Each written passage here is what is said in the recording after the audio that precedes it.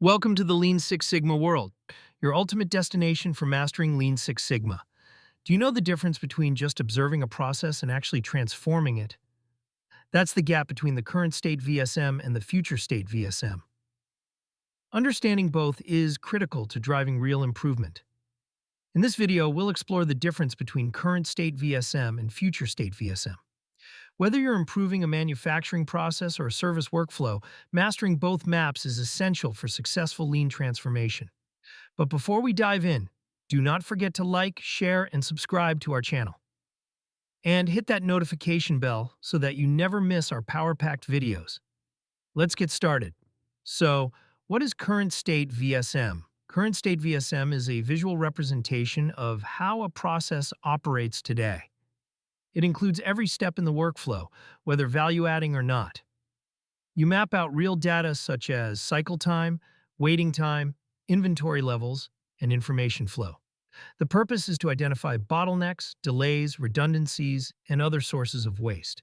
Example, in a customer support process, the current state map might reveal delays in ticket response, long approval chains, and excessive rework. These insights give a clear picture of inefficiencies that need attention. Now we need to know what is future state VSM? Future state VSM represents the ideal version of the process after improvements are made. It eliminates unnecessary steps, reduces delays, and improves flow. The focus is to create a leaner, faster, and more efficient system aligned with customer needs. Example, in the same customer support process, the future state VSM may involve automation of ticket routing, reducing approval steps, and training agents for first call resolution. This map reflects the desired state you aim to implement through Kaizen events or lean projects. Now, the key differences at a glance. 1. Current state identifies problems, but future state sets the goal. 2.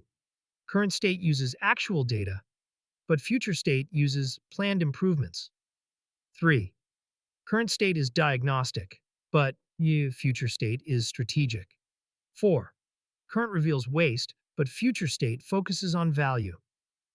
In conclusion, understanding the current state, VSM helps you see the problems. Designing the future state, VSM helps you fix them. Both are critical for effective process improvement and lean success.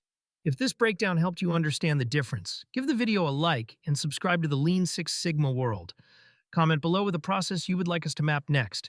Stay tuned because we have more exciting Lean Six Sigma insights coming your way. Thanks for your valuable time, and I will see you in the next powerful video.